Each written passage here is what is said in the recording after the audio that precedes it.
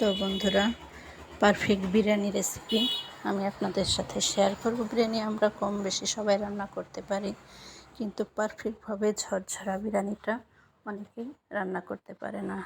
তো এই যে দেখেন কত সুন্দর দেখতেও লাগছে আর একেবারে পারফেক্ট। ঠিক এই নিয়মে যদি আপনারা রান্না করেন, বিরিয়ানি খেতে তো মজা লাগবেই, হাত চেটে পুটে খেয়ে ফেলবে। তো চলুন, আগে পোলাওর যে চাউলটা, চিকন চাউলটা, অনেকে বাসমতি চাউল দিয়ে রান্না করে। তো চাউলটা অবশ্যই সুন্দর করে ধুয়ে পানি ঝরিয়ে নেবেন, ঠিক আছে? পানি ঝরিয়ে রেখে দেবেন।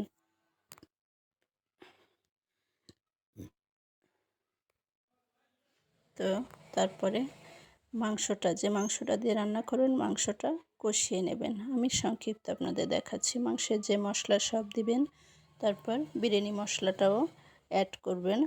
আবার নিজেরাও ঘরে তৈরি করতে পারেন। আমি অনেক সময় বেশিরভাগই বিরিয়ানি মশলাটা নিজেই তৈরি করি। তো মাংসটা আধা সিদ্ধ করবেন, পুরোপুরি সিদ্ধ করবেন না। তো একেবারে গলে গেলে বিরিয়ানিটা খেতে ভালো লাগে না। তো এই যে আমার রান্নাটা হয়ে গিয়েছে। আমি সব মশলা কিন্তু মাংসে দিয়ে দিয়েছি, পরে আর কোনো মশলা অ্যাড করব না।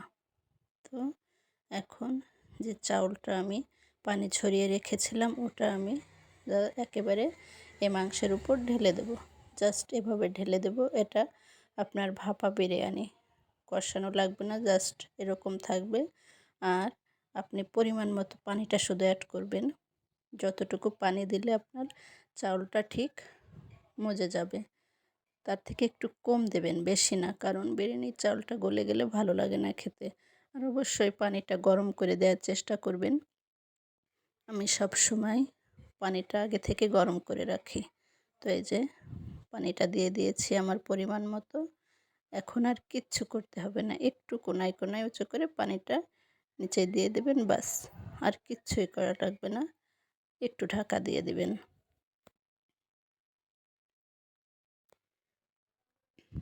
ব্যাস, আপনার বিরিয়ানি কিন্তু রেডি। তো বেশি সময় লাগে না, কিন্তু সঠিক প্রসেস এই যে রান্না শেষ। রান্নার শেষে বেরেস্তাটা অবশ্যই এভাবে দিয়ে দিবেন, কারণ বেরেস্তাটা স্বাদ এবং গন্ধ দুটোই দারুণভাবে কার্যকরী। আপনি এভাবে বেরেস্তা দিলে দেখতেও দেখেন কত সুন্দর লাগছে। তো কত অল্প সময়ে হয়ে গেল পারফেক্ট মাটন বিরিয়ানি। তো আপনারা এভাবে তৈরি করে খেয়ে অবশ্যই কমেন্টে জানাবেন কেমন হয়েছে বন্ধুরা।